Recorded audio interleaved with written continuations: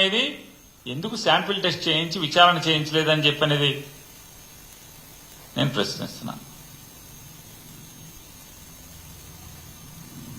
మీరేదైతే తప్పుడు ప్రచారం చేశారో, వైఎస్ఆర్ కాంగ్రెస్ పార్టీ ప్రభుత్వం ఉండగా నాసి రకం కల్తీ మద్యం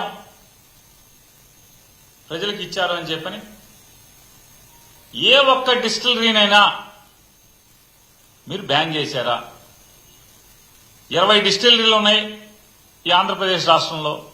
ఈ 20 డిస్టిలరీలు కూడా చంద్రబాబు నాయుడు గారి ప్రభుత్వం ఏర్పాటు చేసినవి తప్పితే జగన్మోహన్ రెడ్డి గారి ప్రభుత్వం ఏర్పాటు చేసిన ఒక్క కొత్త డిస్టిలరీలు కూడా మా ప్రభుత్వంలో ఒక్క కొత్త డిస్టిలరీని కూడా ఇవ్వలేదు. 2015-19 మధ్యలో చంద్రబాబు నాయుడు గారు మీరు మంజూరు చేసినటువంటి దగ్గర దగ్గర 16 డిస్టిలరీలు కొత్తవి మీరు మంజూరు చేసినట్టున్నారు. అంతకుముందు రాష్ట్రం విడేపటికి ఒక 3-4 డిస్టిలరీలు ఉన్నట్టున్నాయి. ఈ డిస్టిలరీలో ఎక్కడన్నా ఒక్కటైనా మీరు చేసినటువంటి విషపు ప్రచారమే నిజమైతే ఒక్క డిస్టిలరీనన్నా మీరు బ్యాన్ చేశారా? ఏ ఒక్క మందు కంపెనీనైనా, బ్రాందీ కంపెనీనైనా, విస్కీ కంపెనీనైనా, ఒక్క సప్లైనైనా మీరు బ్యాన్ చేశారా? మరి ఎందుకు బ్యాన్ చేయలేదు? అదే డిస్టిలరీలు, అదే మద్యం సప్లయర్లు ఎందుకు కొనసాగుతున్నారు? అంటే అందులో తప్పు లేదనేదే కదా దాని అర్థం.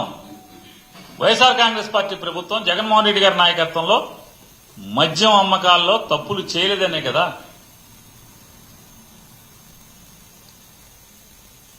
ఆంధ్రప్రదేశ్ రాష్ట్రంలో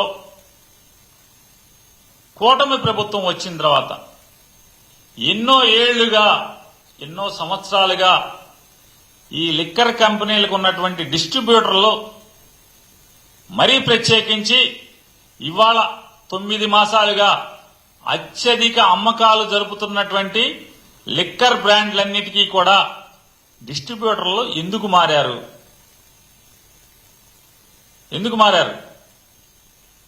జైపాళ్లు పోయి గిర్లు ఎందుకు వచ్చారు?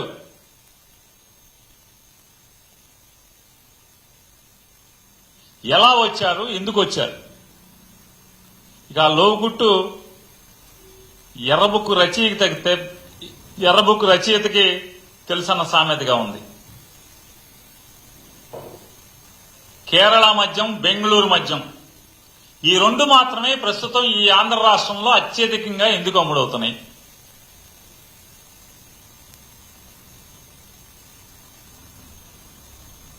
రెడ్ బుక్ లోనే ఉంటుంది, ఇంకెందులో ఉండదు.